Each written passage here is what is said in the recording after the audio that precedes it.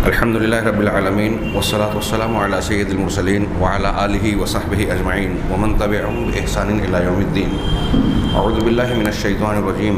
بسم الله الرحمن الرحيم. ألم تر إلى الذين خرجوا من ديارهم وهم ألوف حذر الموت فقال لهم الله موتوا ثم أحياهم. حاضرین گرامی، ہمارا درس عذاب برزخ اور ثواب برزخ کے ضمن میں جاری تھا. اس سلسلے میں صاحب کتاب نے جو تنبیہ کے زیر عنوان کچھ باتیں بیان کی، اس کا گزشتہ ہفتہ آغاز تو ہو گیا تھا، لیکن اختتام تک ہم نہیں پہنچ سکے تھے. آغاز میں انہوں نے ایک اشکال کا ازالہ کیا کہ کچھ لوگ عذاب قبر کہنے پر، ثواب قبر کہنے پر اعتراض کرتے ہیں اور کہتے ہیں کہ ایک آدمی قبر میں دفن ہوا تو ٹھیک ہے، اس کے لیے ہم عذاب قبر وغیرہ کہہ سکتے ہیں، لیکن ایک آدمی جل کر مر گیا، پانی میں ڈوب گیا، یا پرندوں نے درندوں نے کھا لیا، اس کا کیا معاملہ ہوگا؟ وہ تو قبر میں نہیں ہوتا، اس کھڈے میں دفن نہیں ہوتا جس کو ہم قبر کہتے ہیں. تو اس کی وضاحت انہوں نے کی کہ چونکہ اکثر لوگ، زیادہ تر لوگ دفن ہوتے ہیں، اس لیے حکم اکثر حکم الکل. تو اس قاعدے کے اعتبار سے کہ جو اکثریت کا معاملہ ہوتا ہے کل کے لیے بول دیا جاتا ہے، ورنہ حقیقت میں اسے عذاب برزخ اور ثواب برزخ کہنا چاہیے. چنانچہ اس کی وضاحت کرتے ہوئے اللہ تعالیٰ کا ارشاد بھی ذکر کیا جو اس سے پہلے ہم پڑھ چکے ہیں، اور یہ بتایا کہ جو جل کے مرتا ہے، ڈوب کے مرتا ہے، جانوروں اور پرندوں کی غذا بن جاتا ہے، وہ کسی بھی شکل میں مرنے کے بعد ہو، وہ برزخی زندگی میں ہے، اور اللہ تبارک و تعالیٰ اس بات پر قادر ہے کہ ہر مرنے والے کو اس کے عمل کے اعتبار سے انعام یا عذاب سے نوازے. چنانچہ انہوں نے ایک حدیث کا ذکر کیا جو اس بات کی بڑی پیاری دلیل بنتی ہے، اور وہ حدیث ہم نے بہت مرتبہ سنی ہے. بخاری مسلم کی وہ روایت کہ ایک صاحب نے اپنے بیٹوں سے آخر وقت میں کہا کہ میں نے کوئی خیر نہیں کی ہے، اگر میری موت ہو جائے تو میری لاش کو جلا دینا، آدھی راکھ پانی میں بہا دینا، آدھی تیز ہوا میں اڑا دینا، تاکہ میں بچ جاؤں اور اللہ تبارک و تعالیٰ کے سامنے جواب دہی نہ کا معاملہ درپیش نہ ہو. جب ایسا کر لیا ان لوگوں نے تو اللہ تعالیٰ نے ہوا کو حکم دیا، پانی کو حکم دیا، اس کے مادے جمع ہوئے، اللہ نے اس کو زندہ کیا اور پوچھا کہ تو نے ایسا کیوں کیا؟ تو اس نے جواب دیا کہ من خشیتک، تیری خشیت اور ڈر کی وجہ سے. اللہ تبارک و تعالیٰ نے اسے معاف کر دیا. معلوم یہ ہوا کہ اس نے اس بات کا انکار نہیں کیا تھا، اس کے عقیدے میں یہ بات نہیں تھی کہ اللہ تعالیٰ مجھے دوبارہ پیدا نہیں کر پائے گا. اگر ایسا عقیدہ ہوتا تو وہ کافر ہو جاتا، لیکن اس پر خشیت الہی غالب تھی. یہاں عذاب قبر کے بحث کے ضمن میں اس بات اور اس واقعے کا تذکرہ اس تناظر میں کیا گیا کہ اللہ تعالیٰ کی قدرت کا اظہار کیا جائے. خود نبی کریم صلی اللہ علیہ وسلم نے بیان کیا کہ ایک آدمی کی لاش کو جلایا گیا، اس کی آدھی راکھ کو پانی میں بہا دیا گیا، آدھی راکھ کو ہواؤں میں بکھیر دیا گیا، اڑا دیا گیا، پھر بھی اللہ تعالیٰ نے اسے دوبارہ حکم دیا اور پیدا کر دیا گیا. تو اللہ تبارک و تعالیٰ کی قدرت سے کیا بعید ہے.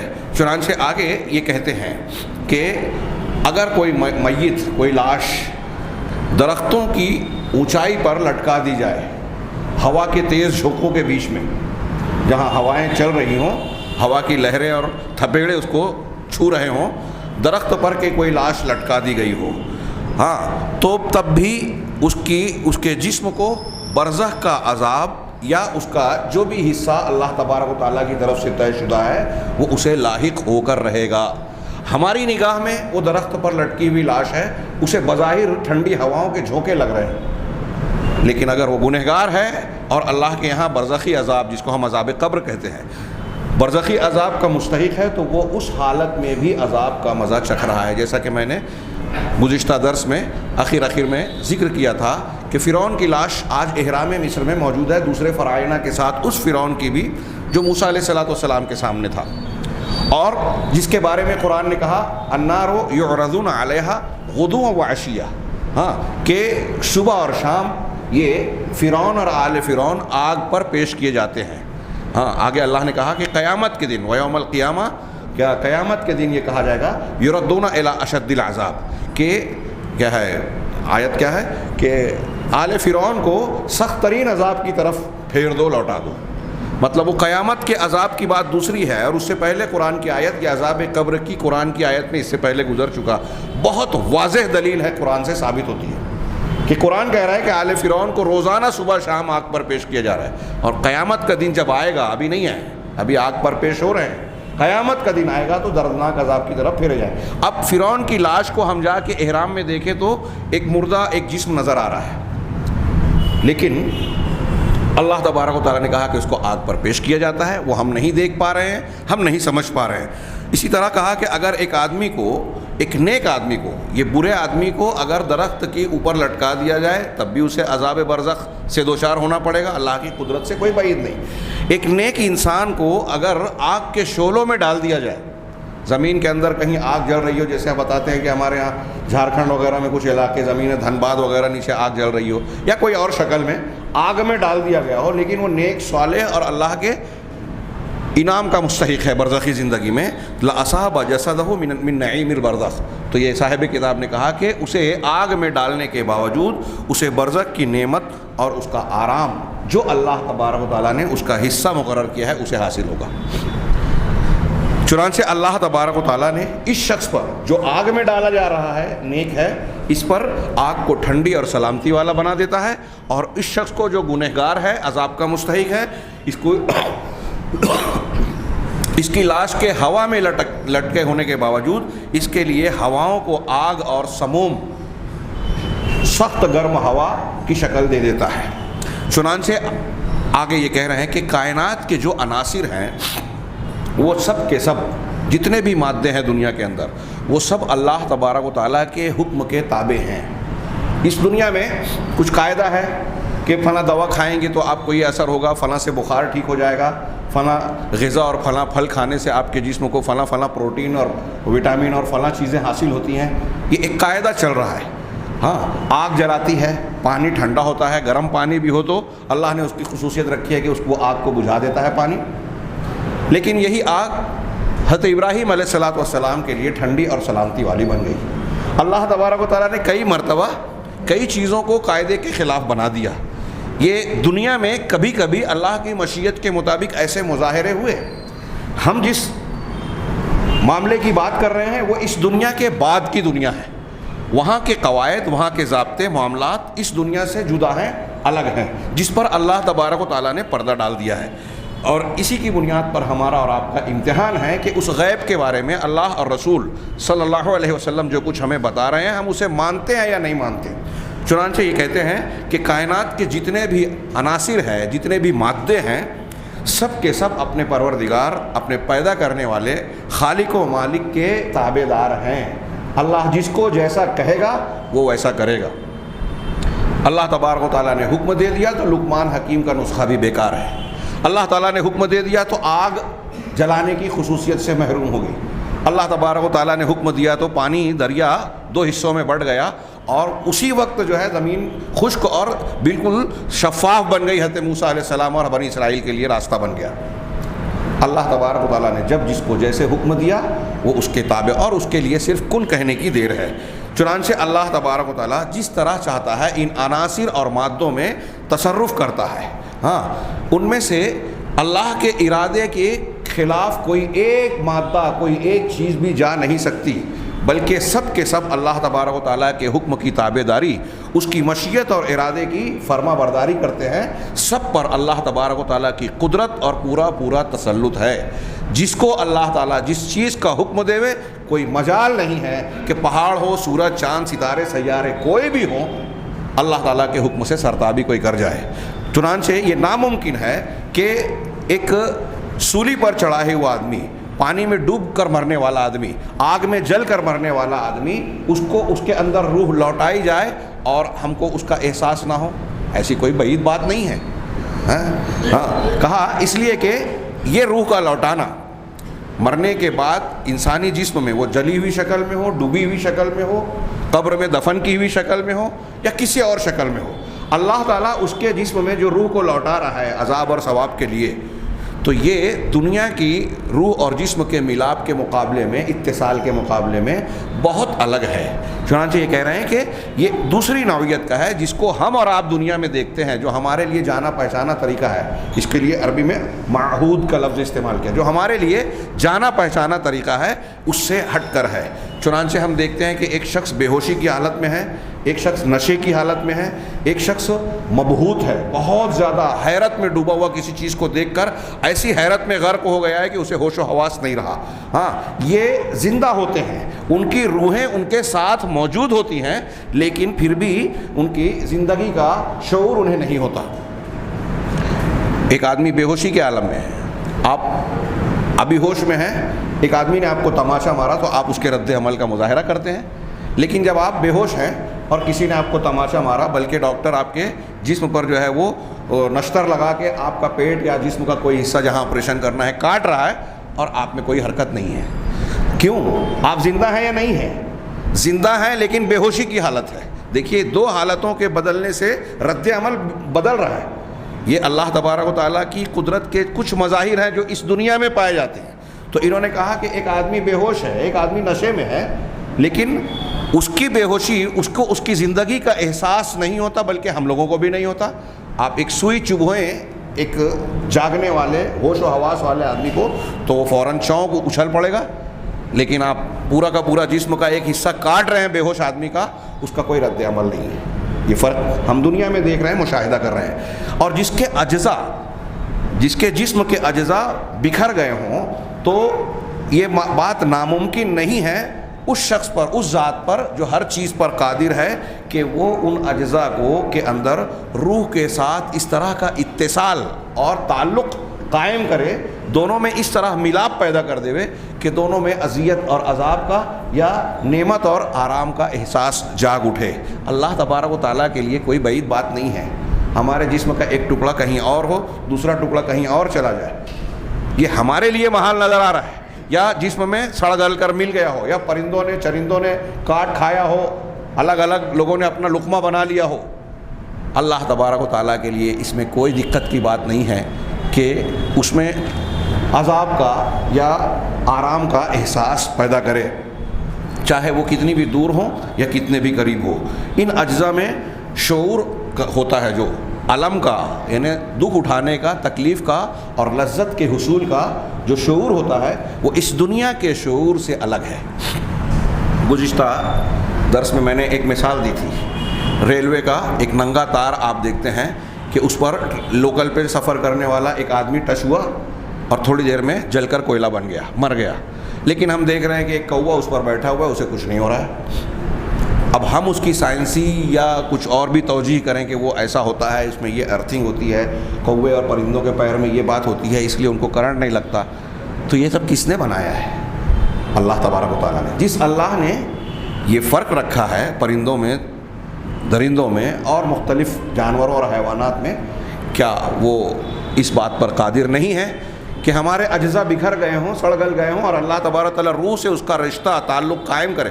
آج انسان سیٹلائٹ کے ذریعے سے کیسے لوگوں سے پوری دنیا سے جڑا ہوا ہے۔ ابھی کہہ رہے ہیں کہ کورونا کی سازش میں ایک وہ 5G کے ذریعے سے ویکسین ڈال کر پوری دنیا کے ایک ایک انسان کو کنیکشن میں رکھنا ہے کہ اس کے اندر کیا ہے، کیا حرکت ہو رہی ہے، کون سی بیماری اس کے اندر پیدا کر دینا ہے، ہم کو یہ بیماری کی دوا بیچنا ہے کینسر کی، تو 5G کے ذریعے سے اس ویکسین میں ڈالے ہوئے جو بھی وہ اجزاء ہیں اس کے ذریعے سے ہمارے اندر جو ہے اس دوا کے لیے، دوا کا کارگر ہو، دوا کے زیر اثر بیماری کو پیدا کیا جائے جو یہ بیچنا چاہتے ہیں۔ لوگ یہ کہہ رہے ہیں انسان کی ترقی کا یہ عالم ہے کہ آپ کہیں بھی ہو، سیٹلائٹ کے ذریعے سے آپ کی نشاندہی ہو سکتی ہے، کتنی بھی بلند پرواز کر رہا ہو کوئی پلین، ہاں بامبنگ کرنے والا، اور لاکھوں ہزاروں کلومیٹر فٹ کی بلندی کے بعد وہ زمین پر پن پوائنٹ بامبنگ کر سکتا ہے، زمین کی ایک سوئی کو مار سکتا ہے کمپیوٹر کے نشانے کے مطابق۔ یہ کون کر رہا ہے؟ انسان۔ انسان کو یہ صلاحیت کس نے دی؟ اللہ تبارک و تعالیٰ۔ انسان ایسی چیزیں آج کر رہا ہے جو 150 سال پہلے، 25-20 سال پہلے کوئی سوچ بھی نہیں سکتا تھا کہ ایسا انسان کر پائے گا۔ 100-200 سال پہلے تو اور زیادہ محال نظر آتا رہا۔ تو انسان کو یہ قدرت، اس کی اللہ کی دی ہوئی صلاحیتوں کی بنیاد پر یہ ترقی حاصل کر لی انسان نے۔ اللہ تبارک و تعالیٰ کے لیے یہ چیزیں کوئی بعید بات ہے؟ اب یہاں ایک اور پہلو انہوں نے پیش کیا کہ اتنا ہی نہیں، جب اللہ تبارک و تعالیٰ کا معاملہ قرآن و حدیث کی روشنی میں ہم یہ دیکھتے ہیں کہ اللہ تبارک و تعالیٰ نے جمادات میں، نباتات، حیوانات، جمادات، یہ مخلوقات میں ہم بولتے ہیں حیوانات یعنی جاندار، ہم اور آپ اسی میں شمار ہوتے ہیں، عمومی سطح پہ سارے جاندار جانور حیوانات میں، نباتات پیڑ پودے، اور جمادات وہ چیزیں جو جامد ہیں، ہلتی ڈولتی نہیں ہیں بظاہر، پتھر وغیرہ۔ تو اللہ تبارک و تعالیٰ کی قدرت نے ایسا بھی کیا، قرآن بتاتا ہے جس پر ہمارا ایمان ہے، کہ جمادات میں بھی حرکت پیدا ہو گئی، ان کے اندر بھی رد عمل آیا، ان کے اندر بھی شعور اور ادراک پایا گیا۔ ہاں، چنانچہ اللہ تبارک و تعالیٰ نے بتایا کہ یہ جمادات بھی اپنے پروردگار کی تسبیح اور پاکی بیان کرتے ہیں، اور پتھر جو ہے اللہ کی خشیت سے اوپر سے نیچے گر پڑتا ہے۔ وَإِنَّ مِنَ الْحِجَارَةِ لَمَا يَتَفَجَّرُ مِنْهُ الْأَنْهَارُ، سورہ بقرہ ہی میں ہے کہ کچھ پتھر ایسے ہیں جن سے چشمے پھوٹ پڑتے ہیں، ہاں نہریں پھوٹتی ہیں۔ وَإِنَّ مِنْهَا لَمَا يَهْبِطُ مِنْ خَشْيَةِ اللَّهِ، کچھ پتھر ایسے ہیں جو اللہ کے ڈر سے گر پڑتے ہیں، پتھر اللہ کے ڈر سے گر پڑتے ہیں۔ لو انزلنا هذا القرآن على جبل لرأيته خاشعا متصدعا من خشية الله، ہاں اگر پہاڑ پر یہ قرآن اتار دیتے تو آپ دیکھتے کہ وہ عاجزی سے پھٹ پڑتا، ریزہ ریزہ ہو جاتا، اللہ کی خشیت کے اور ڈر سے وہ بکھر پڑتا۔ پتھروں میں یہ شعور، کہا کہ جمادات میں یہ شعور ہے، یہ قرآن کہہ رہا ہے، اللہ کی کا بیان کہہ رہا ہے۔ اسی طریقے سے پہاڑ درخت اللہ تبارک و تعالیٰ کو سجدہ کرتے ہیں، اور یہ بھی واقعہ ہوا، لوگوں نے کانوں سے سنا، جس کو اللہ نے چاہا سنا دیا، کہ کنکریوں نے، پانی نے، نباتات نے اللہ تبارک و تعالیٰ کی تسبیح بیان کی۔ نبی کریم صلی اللہ علیہ وسلم کے معجزات میں یہ چیز موجود ہے، ثابت شدہ چیز ہے، جیسا کہ قرآن کی آیت انہوں نے ایک مثال کے طور پر پیش کی، وَإِن مِّن شَيْءٍ إِلَّا يُسَبِّحُ بِحَمْدِهِ وَلَٰكِن لَّا تَفْقَهُونَ تَسْبِيحَهُمْ، کہ کائنات میں کوئی بھی چیز ایسی نہیں ہے جو اللہ تبارک و تعالیٰ کی تعریف اور حمد کے ساتھ اس کی تسبیح نہ بیان کر رہی ہو۔ کائنات کی ہر چیز اللہ کی تسبیح بیان کر رہی ہے اس کی حمد کے ساتھ، ہاں، لیکن تم لوگ ان کی تسبیح کو سمجھ نہیں پاتے۔ ہمارے ہاں جو عقلانیین ہیں، ہر چیز کو عقل اور شعور کی بنیاد پر پرکھنے، پہچاننے اور سمجھانے کی کوشش کرتے ہیں، وہ یہاں کہتے ہیں کہ یہ جو اللہ نے قرآن میں کہا ہے نا کہ کائنات کی ہر چیز اللہ کی تسبیح بیان کرتی ہے، یہ زبان حال سے بیان کرتی ہے، زبان قال سے نہیں، یعنی ان کا وجود بتا رہا ہے کہ دیکھو بنانے والا کتنا باکمال اور باصلاحیت ہے کہ اس نے ایسا بنا لیا، یعنی وہ اپنے وجود کے ساتھ یہ بات بیان کر رہی ہے، زبان سے نہیں۔ یہ کچھ لوگ اس طرح کی تشریح کرتے ہیں، لیکن ان کی یہ تشریح بالکل غلط ہے، خود قرآن کے سیاق و سباق کے خلاف ہے، کیونکہ قرآن آگے والا جملہ کیا کہہ رہا ہے کہ تم ان کی تسبیح کو سمجھ نہیں سکتے۔ یہ پرندے چرندے، پیڑ پودے، پتھر پتیاں، کائنات کا ہر وجود اللہ تبارک و تعالیٰ کی تسبیح بیان کر رہا ہے، قرآن کہہ رہا ہے، اور تم اس کی تسبیح کو نہیں سمجھ سکتے۔ اب اگر یہ کہہ رہے ہیں کہ اس کی تسبیح کا مطلب یہ ہے، تو اس کا مطلب قرآن کی یہ بات غلط ہے کہ تم نہیں سمجھ سکتے، تم تو سمجھ رہے ہو، وہ جو تسبیح بیان کر رہے ہیں ہم اسے نہیں جان پاتے۔ ہاں، یہ بالکل صاف ہے۔ تو قرآن نے یہ بتایا کہ پرندے چرندے، دنیا کی ہر چیز اللہ کی تسبیح اور حمد بیان کر رہی ہے۔ اب جب یہ اللہ کی قدرت کا یہ حصہ ہے، جمادات چرندوں پرندوں کو اس طرح کا شعور، احساس یا صلاحیت عطا کی، تو اس کی ذات سے کون سی چیز اس کی قدرت سے باہر ہے؟ بس جب وہ جسم جن کے اندر احساس اور شعور ہو، تو وہ جسم جس کے اندر روحیں ہوں اور زندگی ہو، وہ تو زیادہ لائق ہے کہ اللہ تبارک و تعالیٰ ان کے اندر اس قسم کی صلاحیتیں پیدا کر دیں۔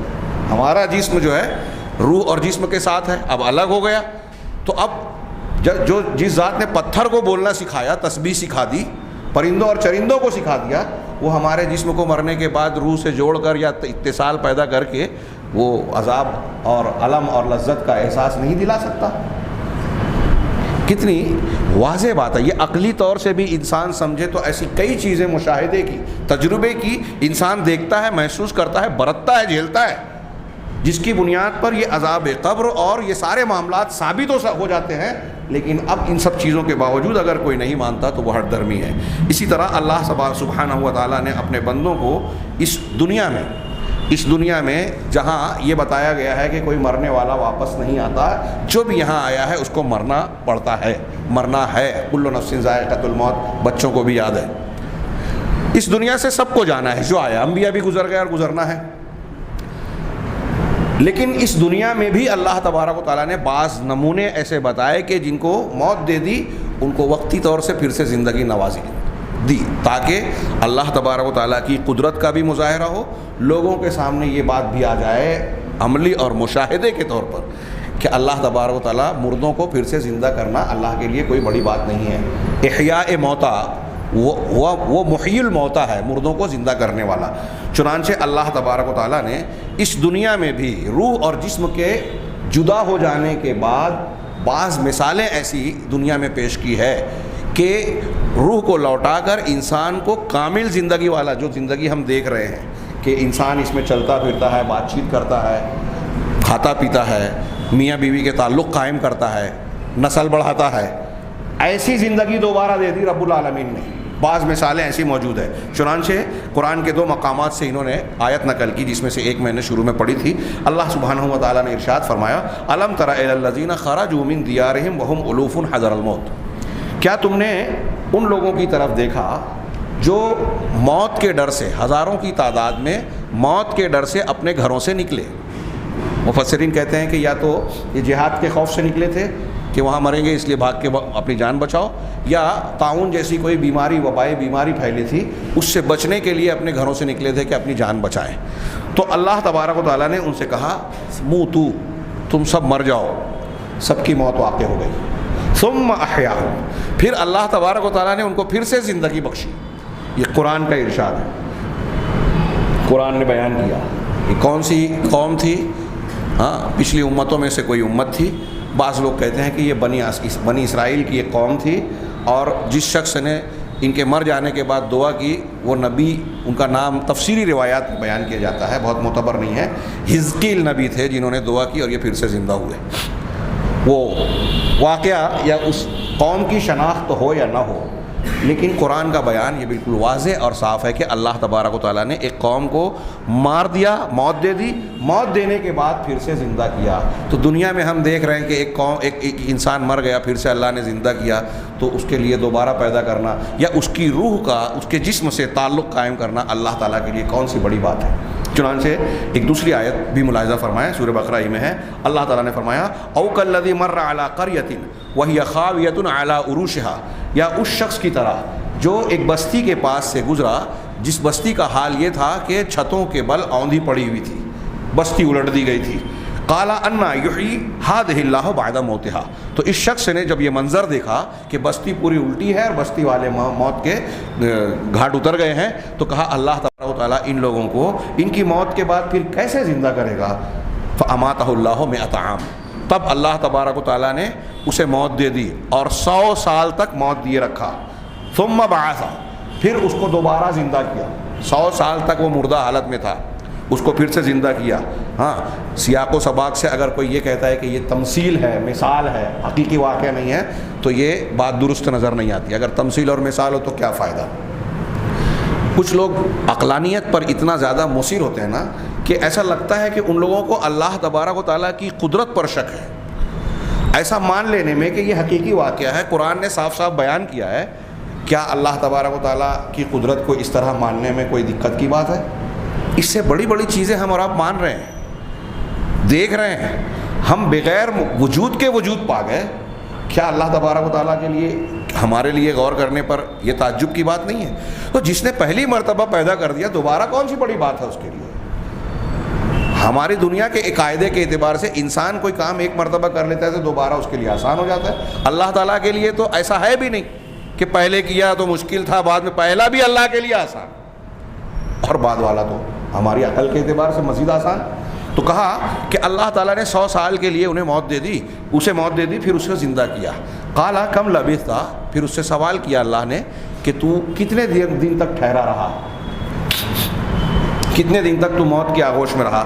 قال لبثت یوما او بعد یوم، تو اس نے کہا کہ میں ایک دن یا دن کا کچھ حصہ، دن کا کچھ حصہ۔ کچھ لوگ کہتے ہیں کہ تفسیری روایت میں کہ یہ حضرت عزیر علیہ السلام کا واقعہ ہے، لیکن کوئی معتبر روایت عام طور سے نہیں ملتی، لیکن مشہور یہی ہے۔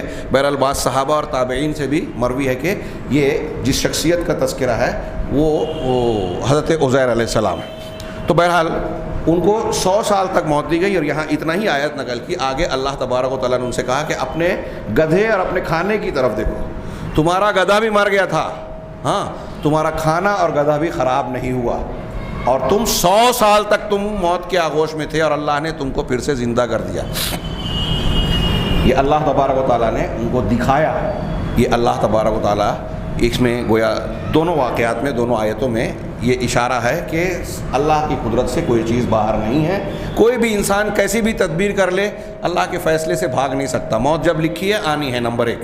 دوسرا یہ کہ اللہ تبارک و تعالیٰ ہی کے پاس پلٹ کر جانا ہے۔ تیسرا یہ کہ آپ جس شکل میں بھی مرنے کے بعد کہیں چلے جائیں، اللہ تعالیٰ کی قدرت سے بالکل باہر نہیں ہے کہ اللہ تعالیٰ دوبارہ زندہ کر دے۔ اسی طریقے سے انہوں نے کہا کہ بنی اسرائیل کے وہ لوگ، وہ قبیلے کے وہ لوگ جنہوں نے موسیٰ علیہ السلام سے یہ کہا تھا کہ لن نؤمن لک حتی نری اللہ جہرۃ، کہ اے موسیٰ ہم آپ پر ایمان نہیں لائیں گے اس وقت تک جب تک کہ ہم اللہ کو جہارن، روبرو، علانیہ طور پر، کھلے طور پر اللہ کو دیکھ نہ لیں۔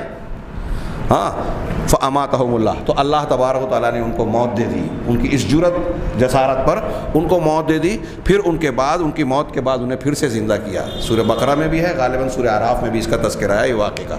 تو موت دی پھر زندگی دی، یہ قرآن میں ہے، ہاں حدیثوں میں نہیں کہ وہ منکرین حدیث اس پر اچھل کود مچائیں۔ اسی طریقے سے اصحاب کہف کا واقعہ ہم جانتے ہیں کہ اللہ تبارک و تعالیٰ نے انہیں ایک لمبی نیند دی جو عام معمول سے ہٹ کر ہے۔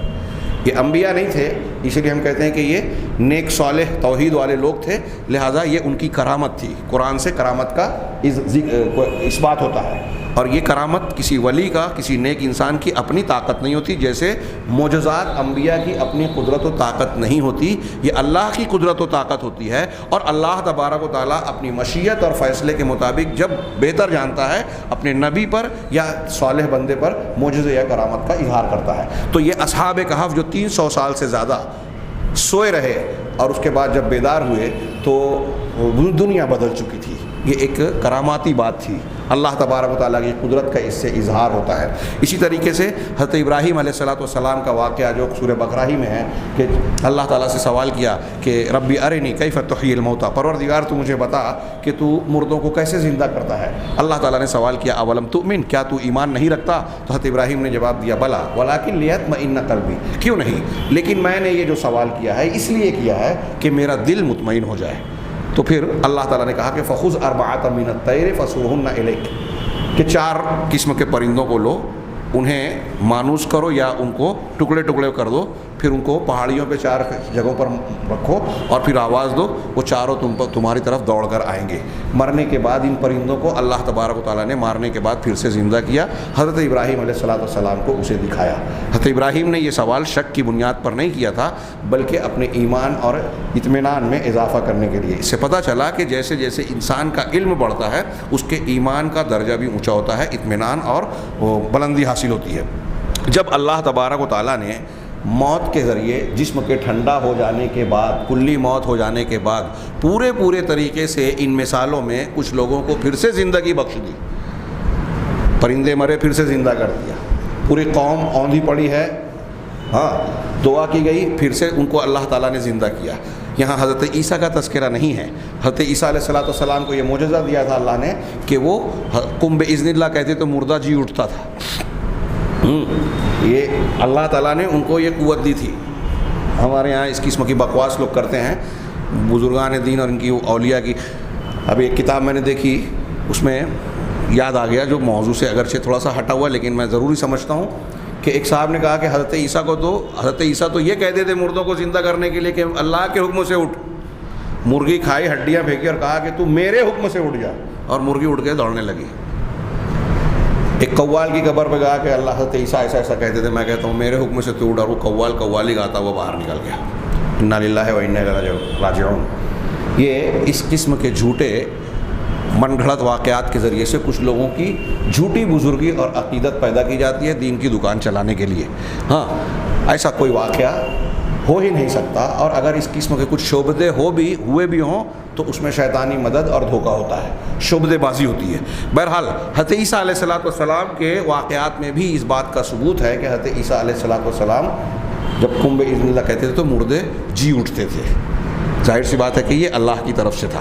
تو یہاں استدلال یہ کر رہے ہیں ہمارے کتاب والے کہ اگر اللہ تبارک و تعالیٰ کلی موت ہو جانے کے بعد اس دنیا میں دوبارہ زندگی دے رہا ہے، وہ بنی اسرائیل کے 70 لوگ جو مر گئے تھے پھر سے زندہ کیا اللہ تعالیٰ نے, واپس آئے, قوم میں کافی دن زندگی گزاری.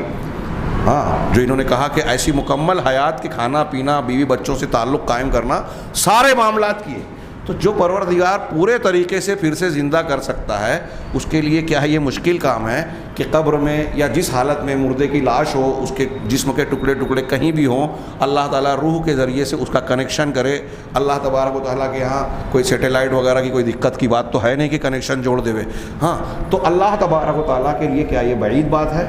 ظاہر سی بات ہے کہ نہیں. جب اللہ تعالیٰ نے ان جسموں میں موت کے بعد پوری زندگی لوٹا دی, تو اللہ تعالیٰ کی قدرت باہرہ پر یہ کس طرح ناممکن ہے کہ وہ موت کے بعد ایسی زندگی میں انسان کی طرف روح کو لوٹائے جو اس کا مستقر نہیں ہے. ہاں, ایسی جگہ پر جہاں اللہ تبارک و تعالیٰ اپنے فیصلے کو پورا کرے, اپنے حکم کو وہ نافذ کرے اور اس سے وہاں کچھ بات چیت کرے, اس کو عذاب دے یا نعمت میں ڈالے اس کے اعمال کے مطابق. یہ سب چیزیں اللہ کے لیے کوئی بعید اور مشکل نہیں ہے. کیا اس چیز کا انکار کرنا کھلا کھلا ہر دھرمی کی بنیاد پر جھٹلانے کے باب سے نہیں آتا؟ یہاں انہوں نے یہ چیپٹر ختم کیا اور آخری ایک بحث کی کہ جو لوگ عذاب قبر اور نعمت قبر کا انکار کرتے ہیں, ان کے شبہ کا ذکر کر کے اس کا رد کیا ہے. میں چاہتا ہوں کہ سرسری طور سے آج یہ بحث مکمل کر لی جائے.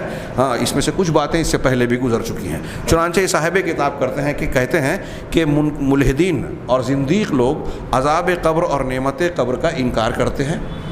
ہمارے یہاں منکرین حدیث بھی, قادیانی بھی, اس قسم کے عقل پرست بھی, اور وہ کہتے ہیں کہ ہم نے جب قبروں کو کھولا, جن قبروں میں مردے دفن ہیں, ہم جب قبروں کو کھولتے ہیں تو وہاں ہم کو دکھائی نہیں دیتا کہ فرشتے جو ہے مردوں کو مار رہے ہیں.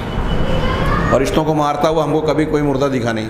ہاں, اسی طریقے سے نہ ہم کو وہاں سانپ نظر آئے, سانپ بچھو نظر آئے جیسا کہ حدیثوں میں ذکر کیا جاتا ہے. اسی طریقے سے نہ ہم کو وہاں اژدہے اور اس قسم کے دوسرے کیڑے مکوڑے نظر آئے, نہ تیز شعلوں والی بھڑکتی ہوئی آگ نظر آئی جیسا کہ عذاب قبر کے اس بات میں کچھ لوگوں کا بیان ہے یا حدیثوں میں بھی ذکر کیا گیا ہے.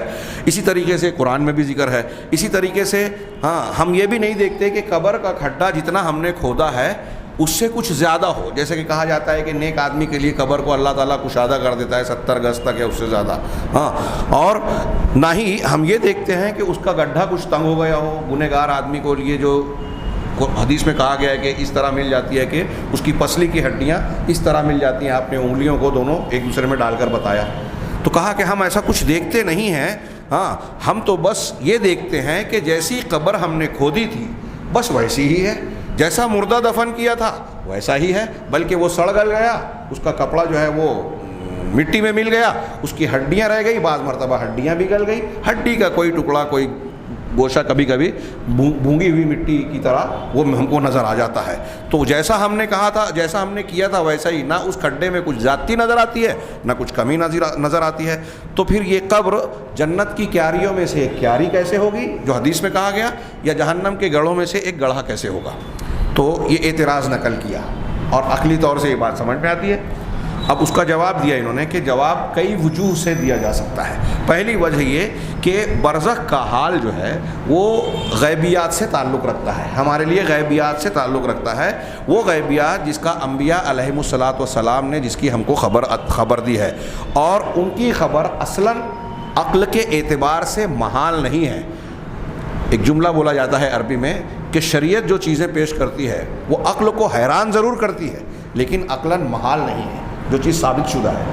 تو انبیاء کرام علیہم الصلاۃ والسلام نے جو بھی بات بیان کی ہے وہ چاہے انسان کو علمی اور فہم و صلاحیت کی بنیاد کی کمی کی بنیاد پر نہ سمجھ میں آئے, لیکن اصلاً وہ چیز ناممکن اور محال نہیں ہے.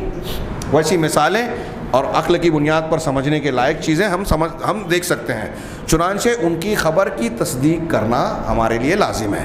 یہاں جو آگے انہوں نے نمبر 2 کہا ہے اس کو بیان کرنے سے پہلے میں ایک نقطہ بیان کرنا چاہتا ہوں کہ انہوں نے جو پہلا جملہ نقل کیا کہ ہم جب قبر کھودتے ہیں تو کبھی ہم کو یہ نظر نہیں آتا کہ فرشتے مار رہے ہو.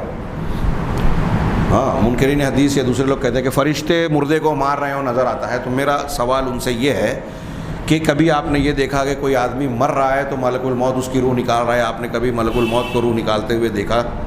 اب نہیں دیکھا تو آپ اس کا انکار کر دیں گے, تو کیسے اس کی روح نکل گئی؟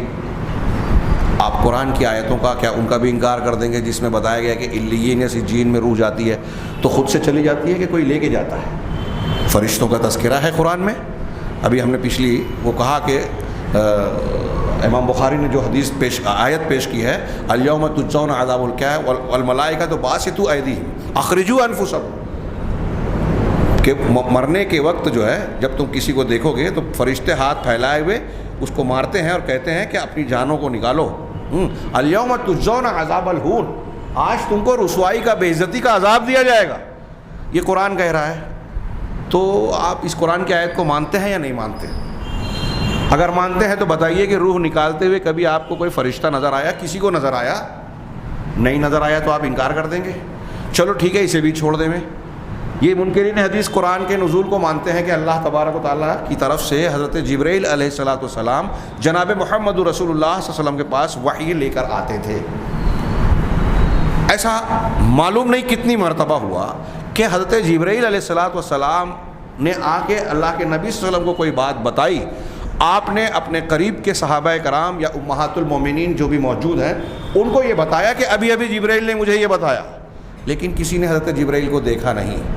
اللہ تعالیٰ نے، اللہ کے رسول نے کہا کہ جبرائیل نے ابھی قرآن کی یہ آیت نازل کی، لیکن کسی نے بھی جبرائیل کو قرآن پڑھاتے ہوئے یا پہنچاتے ہوئے دیکھا نہیں. تو کیا آپ انکار کر دیں گے کہ حضرت جبرائیل علیہ السلام نے اللہ کی طرف سے رسول اللہ صلی اللہ علیہ وسلم کو قرآن پہنچایا ہی نہیں، جبکہ آپ وہ کلام پیش کر رہے ہیں، سنا رہے ہیں کہ ابھی ابھی جبرائیل نے مجھے یہ قرآن سنایا اور قرآن پہنچایا، یہ سکھایا؟ تو ایسا کتنا معاملہ ہے. آپ اللہ کے نبی صلی اللہ علیہ وسلم کے پاس فرشتوں کے آنے جانے کو قرآن کی بنیاد پر، حدیثوں کی بنیاد پر مانتے ہیں، تو اس کو ماننے میں کیا دقت ہے؟ وہ آتے ہیں لیکن ہمیں نظر نہیں آتے. قرآن کہتا ہے ہمارے کاندھوں پہ کرامن کاتبین ہیں، صبح شام تبدیل ہوتے ہیں، ہمیں نظر نہیں آتے، نہ کبھی کوئی بوجھ وغیرہ محسوس ہوتا ہے. اور ایسی اور بھی کئی آیتیں اور حدیثیں ہیں کہ فرشتے مسلمانوں کے لیے، مومنین کے لیے استغفار کرتے ہیں، ان کے لیے دعائیں خیر کرتے ہیں. ہاں، اگر ذکر کی محفل ہو، قرآن و حدیث کے دروس کی محفل ہو تو فرشتے اس میں شریک ہوتے ہیں. کبھی ہمیں نظر آئے؟ تو جو چیز نظر نہ آئے، جب قرآن و حدیث نے اس کی خبر دی تو ہم اس پر ایمان لاتے ہیں. یہی ہمارا امتحان ہے. یہ ایک دوسری دلیل دی میں نے. انہوں نے دوسرا نقطہ یہ بیان کیا کہ برزخ کا جو معاملہ ہے، برزخ کی آگ اور برزخ کی سرسبزی، قبر جنت کی کیاریوں میں سے ایک کیاری ہوگی تو وہاں باغات ہوں گے نا، تو وہ سرسبزی اور شادابی. اور اگر جہنم کے گڑھوں میں سے گڑھ ہے تو وہاں آگ اور عذاب ہوگا. تو برزخ کی آگ اور برزخ کی سرسبزی قبر میں، یہ دنیا کی آگ اور دنیا کی کھیتی کی طرح نہیں ہے. اس کا حکم اور اس کا حکم بہت الگ ہے. چنانچہ اس میں ایک آدمی اگر مشاہدہ کرتا ہے جس نے دنیا کی آگ اور دنیا کی سرسبزی کو دیکھا ہے، ہاں، تو وہ آخرت کی آگ اور آخرت کی سرسبزی کو دیکھ لے ہوئے ایسا ضروری نہیں ہے. دونوں میں زمین و آسمان کا فرق ہے. یہ عالم دنیا ہے، وہ عالم برزخ ہے. دونوں کے معاملات جدا ہیں. اور وہ آگ دنیا کی آگ سے زیادہ سخت ہے. فلا یحس بہا، آدمی اگر اسے دیکھے یا اس کے سامنے ہو بھی قبر کے اندر تو اسے احساس نہیں ہوگا. دنیا کے لوگوں کو اس کا احساس نہیں ہوگا، اس لیے کہ اللہ سبحانہ و تعالیٰ کی ذات وہ ہے جو مردے پر، جو عذاب کا مستحق ہے، مٹی کو بالکل کھولا دیتا ہے، یعنی تپا دیتا ہے اور پتھر کو تپا دیتا ہے، یہاں تک کہ اس کے اوپر سے نیچے سے اس کو سوزش اور آگ محسوس ہوتی ہے. میں نے گزشتہ ہفتہ ایک اشارہ کیا تھا اور یہ اہل علم نے لکھا ہے، علامہ ابن ابی العز نے، علامہ ابن تیمیہ نے، دوسرے لوگوں نے، کہ ایک ہی قبر میں ایک آدمی ایسا ہے جس کو اللہ تبارک و تعالیٰ نعمت سے نواز رہا ہے. اس کی قبر کو جنت کی کیاریوں میں سے کیاری بنا، اور اسی قبر میں ایک دوسرا آدمی ایسا دفن ہے جس کے لیے جہنم کے گڑھوں میں سے گڑھا ہے. ایک کو عذاب ہو رہا ہے، ایک کو ثواب مل رہا ہے. لیکن اس آدمی کو جس کو عذاب ہو رہا ہے، اس کے عذاب سے ثواب والے کو کوئی تکلیف نہیں ہوگی، اور جس کو انعام اور نعمت مل رہی ہے، اس کے انعام، نعمت، لذت اور آرام سے اس عذاب والے کو کوئی راحت اور فائدہ نہیں ملے گا. یہ اللہ کی قدرت ہے. اس کے لیے ہم کتنی مثالیں آج کی دنیا میں دیکھ سکتے ہیں. جیسے میں نے ابھی بتایا کہ ایک تار کو چھونے سے آدمی کوئلہ ہو گیا اور اس پر پرندہ بیٹھا ہوا ہے. آپ جو بھی وجہ بیان کریں، یہ انسان کا بنایا ہوا معاملہ ہے. اللہ تبارک و تعالیٰ تو ہر چیز پر قادر ہے، اس کی قدرت کا کیا کہنا. تو کہا کہ اللہ سبحانہ و تعالیٰ نے اس کے نیچے سے اوپر سے اس کے لیے وہ تپا دیا ہے آگ کو، مٹی کو، قبر کو، حتی تکون اعظم محرم، یہاں تک کہ یہ دنیا کی کے شعلوں سے، انگارے سے بھی زیادہ وہ گرم اور تپش والی ہو جاتی ہے. اگر دنیا کے لوگ اس کو چھوئیں گے بھی تو انہیں اس کا احساس نہیں ہوگا. اللہ تبارک و تعالیٰ کی قدرت اس سے زیادہ وسیع اور اس سے زیادہ عجیب و غریب ہے. اللہ تبارک و تعالیٰ کی قدرت سے یہ چیزیں کوئی بعید نہیں ہیں. اور جب اللہ تبارک و تعالیٰ چاہتا ہے کہ اپنے بندوں میں سے کچھ بندوں کو عذاب قبر سے مطلع کر دے تو اس کو مطلع کر دیتا ہے. ہم نے حدیث میں پڑھا کہ نبی کریم صلی اللہ علیہ وسلم کو بعض مناظر دکھائے گئے قبر کے عذاب کے کہ ان کو عذاب ہو رہا ہے. اسی طریقے سے آپ کو معراج کی رات میں اور بعض مرتبہ آپ کے سچے خوابوں میں جنت اور جہنم کے بعض مناظر دکھائے گئے اور بتایا گیا کہ فلاں گناہ کرنے والے کو جہنم میں ایسا ایسا عذاب بھوگتے ہوئے میں نے دیکھا، ایسی سزا جھیلتے ہوئے دیکھا، فلاں شخص کو جنت میں اس طرح دیکھا. یہ اللہ کے نبی صلی اللہ علیہ وسلم کو یہ مناظر محشر کے، جنت اور جہنم کے دکھائے گئے، عذاب قبر کے بھی دکھائے. تو جب اللہ نے چاہا اپنے بندوں میں سے بعض بندوں کو اس پر مطلع کر دیا اور دوسروں سے اس کو غائب رکھا، دوسروں کو اس پر مطلع نہیں کیا. اس لیے کہ اگر سارے بندے ان غیب کی چیزوں پر مطلع ہو جائے تو اللہ تبارک و تعالیٰ نے شریعت کا ہم کو اور آپ کو جو مکلف بنایا ہے بطور امتحان کے، ایمان بالغیب کو جانچنے کے لیے، یہ حکمت ہی ختم ہو جائے گی. اللہ تبارک و تعالیٰ نے اللہ کی سچائی، رسول کی سچائی کو ثابت کرنے کے بعد ہم سے یہ امتحان لے رہا ہے کہ جو اللہ اور رسول بتا رہے ہیں ہم اس کو مانتے ہیں کہ نہیں مانتے، بغیر دیکھے اللہ سے ڈرتے ہیں کہ نہیں ڈرتے، اس پر بھروسہ کرتے ہیں کہ نہیں کرتے. یہ ایمان بالغیب ہے اور اسی کی بنیاد پر جو ہے اللہ تعالیٰ ہمارے اور آپ کو جانچ رہا ہے، امتحان لے رہا ہے. اگر غیب کی ساری باتیں انسان کو اللہ دکھا دے ننگی آنکھ سے تو یہ حکمت ختم ہو جائے گی، یہ امتحان ختم ہو جائے گا، تو یہ حکمت زائل ہو جائے گی. اور آگے ایک اور جملہ کہا کہ لوگ مردوں کو دفن کرنا چھوڑ دیں گے، جیسا کہ صحیحین کی حدیث میں ہے کہ اللہ کے رسول صلی اللہ علیہ وسلم نے فرمایا، جیسا کہ اس سے پہلے گزر چکا، کہ لولا اللہ تدافنوا، اگر ایسا نہیں ہوتا کہ تم دفن کرنا چھوڑ دو، لدعوت اللہ ان یسمعکم من عذاب القبر ما اسمع، تو میں اللہ سے دعا کرتا کہ عذاب قبر کی وہ چیخ و پکار اللہ تمہیں سنا دے جو میں سنتا ہوں. آگے انہوں نے کہا کہ جب جانوروں کے، یہ انسان کے لیے حکمت ہے کہ غیب کی چیزیں بتا دیتا تو حکمتیں زائل ہو جاتی، لیکن جانوروں کا امتحان نہیں ہو رہا ہے، بہائم کا، اس لیے جانوروں کے لیے جب یہ حکمت نہیں ہے تو اللہ تبارک و تعالیٰ نے عذاب قبر کی چیخ و پکار جانوروں کو انسان اور جن کے علاوہ دوسرے حیوانات کو سنا دیا. ان کے اندر یہ صلاحیت رکھی کہ وہ سنتے ہیں، جیسا کہ حدیث میں ہم نے سنا کہ رسول اللہ صلی اللہ علیہ وسلم جس سواری پر سوار تھے، خچر پر، وہ اچانک بد کی بھاگی اور قریب تھا کہ اللہ کے رسول کو گرا دیتی، اور آپ نے بتایا کہ عذاب قبر کی چیخ و پکار کی وجہ سے ایسا ہوا. چنانچہ آگے کہتے ہیں قبر کی آگ کو دیکھنا یہ ایسے ہی ہے، بڑی پیاری بات انہوں نے کہی، جیسے فرشتوں کا اور جنوں کو دیکھنا، کہ اللہ تبارک و تعالیٰ کی جانب سے جب اللہ کی مشیت ہوتی ہے تو کچھ انسان کچھ فرشتوں کو یا کچھ جنوں کو کبھی دیکھ لیتے ہیں اور کبھی نہیں دیکھتے، اور اکثر لوگ ان کی رؤیت سے، دیدار سے محروم ہیں. اللہ کے نبی صلی اللہ علیہ وسلم نے حضرت جبرائیل کو اصلی شکل میں دیکھا 2 مرتبہ، اور انسانی شکل میں صحابہ کے بیچ میں حضرت جبرائیل علیہ السلام کئی مرتبہ آئے. حدیث جبرائیل میں ایک انسان کی شکل میں ہے، دہیہ کلبی کی شکل میں ہے، امہات المومنین کے سامنے آئے. تو بعض لوگوں کے سامنے ظاہر ہوئے اللہ کے حکم سے جب اللہ نے چاہا، اور اکثر لوگوں کے سامنے نہیں ہے. ایسے ہی جینوں کا معاملہ ہے، کچھ لوگوں نے جینوں کو دیکھا ہے. حضرت سلیمان علیہ السلام کے تو ان کی فوج تابع کر دی گئی تھی، نبی کریم صلی اللہ علیہ وسلم نے گرفتار کیا تھا، اور ایسے بہت سے واقعات ہیں کہ کچھ لوگوں نے جینوں کو دیکھا ہے، بات چیت کی ہے ان سے، اور بھی معاملات ہوئے ہیں. اور بہت سارے لوگوں نے، ہم نے آپ نے عموماً جینوں کو نہیں دیکھا ہے. تو ایسا ہی معاملہ یہ تو دنیا میں ہے جو موجود ہیں، ایسا معاملہ جن ایک وجود ہے جس کو کچھ لوگوں نے دیکھا ہے، اکثر لوگوں نے نہیں دیکھا، تو کیا ہم اس کو نہیں مانتے، انکار کر دیں؟ کچھ لوگ انکار کرتے ہیں. یہ اس بات کی دلیل ہے کہ وہ بے وقوف ہیں، ان کے پاس عقل نہیں ہے، علم نہیں ہے.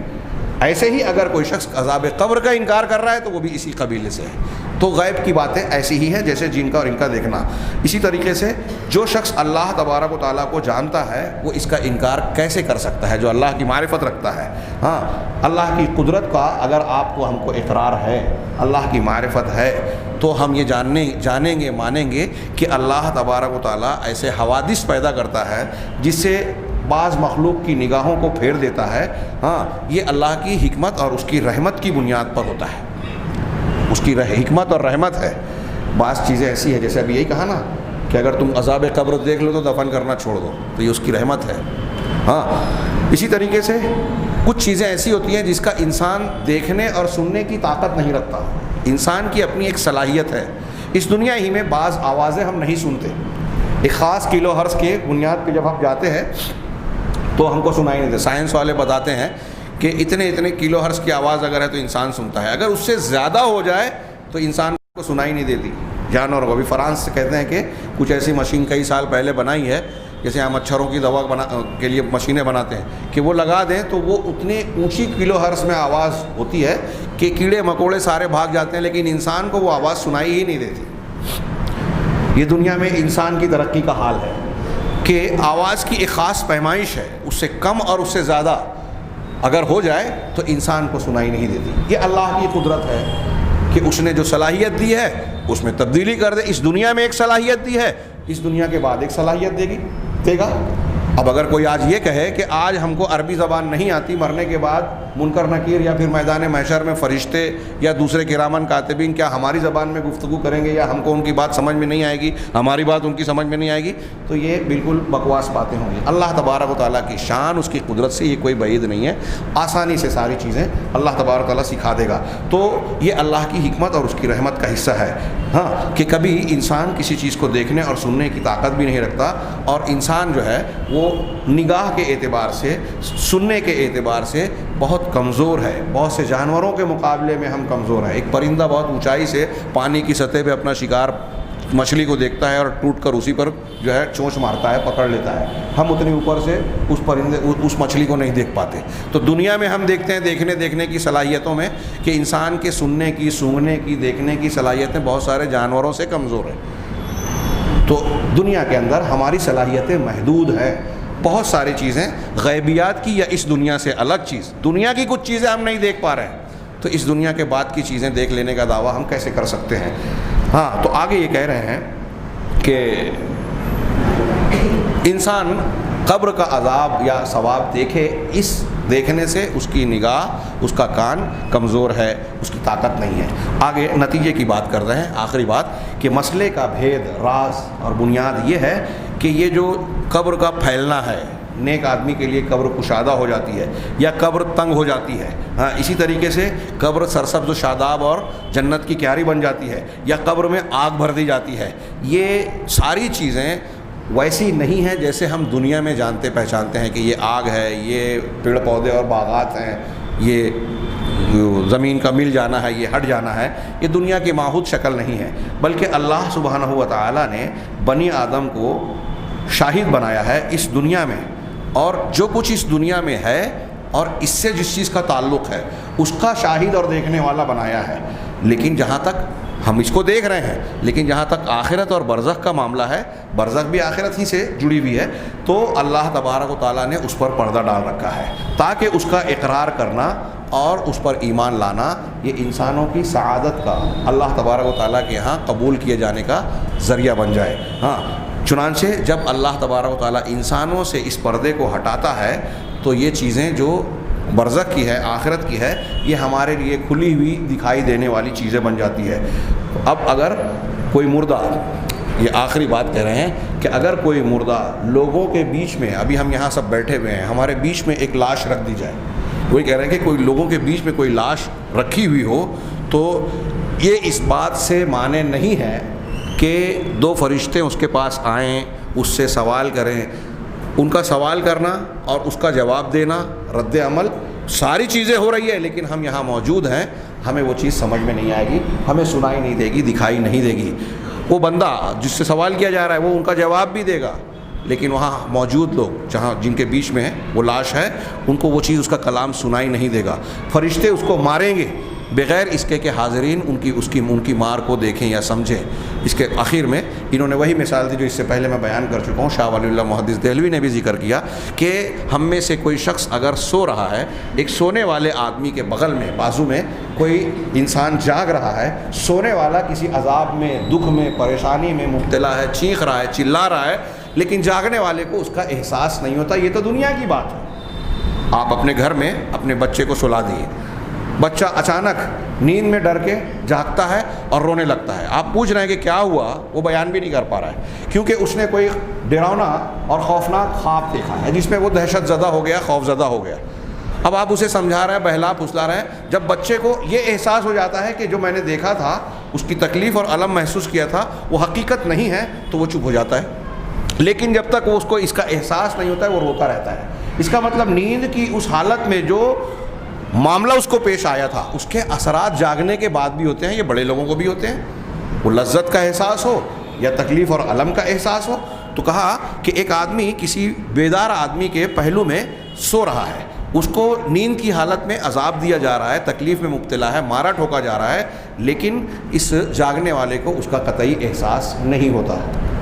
چنانچہ معلوم ہوا کہ دنیا میں جب ایسی شکل بنتی ہے کہ ایک سونے والے کے ساتھ کیا ہو رہا ہے ہم نہیں سمجھ پاتے, حالانکہ وہ چیخ رہا ہے, نیند کی حالت میں بھاگ رہا ہے, تو مرنے والا تو نیند سے بھی بڑی غفلت میں ہے, دوسری دنیا میں چلا گیا ہے. اگر اس کے ساتھ عذاب کا یا ثواب کا معاملہ ہو رہا ہے اور ہمیں دکھائی نہیں دے رہا ہے, محسوس نہیں ہو رہا ہے, تو اس کا یہ مطلب نہیں ہے کہ اللہ اور رسول اللہ صلی اللہ علیہ وسلم کی باتیں غلط ہو.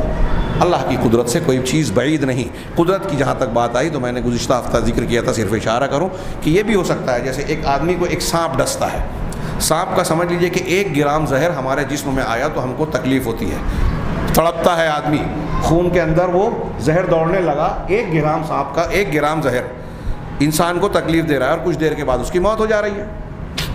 کیا اللہ تبارک و تعالیٰ جس نے سانپ کے منہ میں وہ زہر پیدا کیا, ہمارے جسم کے اندر خون پیدا کیا, اس میں سفید ذرات, سرخ ذرات, پلیٹلیٹ اور نہ جانے کیا کیا بنائے, وہ ہمارے جسم کے اندر اسی جسم کے ہوتے ہوئے سانپ کے زہر کو پیدا نہیں کر سکتا؟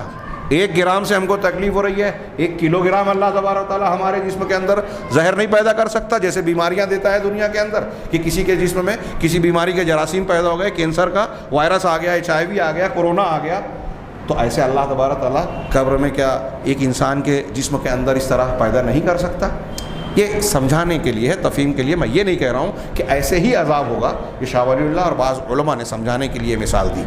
چنانچہ اگر اس طرح سے ہم غور کریں تو دنیا کے مشاہدات اور عقل اور علم کی بنیاد پر بھی عذاب قبر اور غیبیات کی کئی چیزیں ثابت ہوتی ہیں. اور اہل علم کا, اہل سنت والجماعت کے علماء کا وہ جملہ یاد رکھنا چاہیے جو ابھی ذکر ہوا کہ قرآن اور حدیث جو باتیں بیان کرتی ہیں وہ عقل کے لیے حیران کن تو ہوتے ہیں, عقل کے لیے اصلاً محال نہیں ہوتی, وہ ممکن ہوتے ہیں, عقل کے موافق ہوتے ہیں. لیکن کسی کو سمجھ میں آتا ہے, کسی کو سمجھ میں نہیں آتا. سمجھ میں آئے یا نہ آئے, اگر اللہ اور رسول کی بات ہے تو ایک مومن انسان کا کام یہ ہے کہ وہ اس کو سر جھکا کر تسلیم کر لے اور اس پر ایمان رکھے. اللہ تبارک و تعالیٰ سے دعا ہے کہ وہ ہمیں صحیح ایمان کی توفیق عطا فرمائے, اسے اختیار کرنے کی توفیق دے اور اس کے ذریعے سے دنیا اور آخرت میں کامیابی سے نوازے. وآخر دعوانا ان الحمد للہ رب العالمین.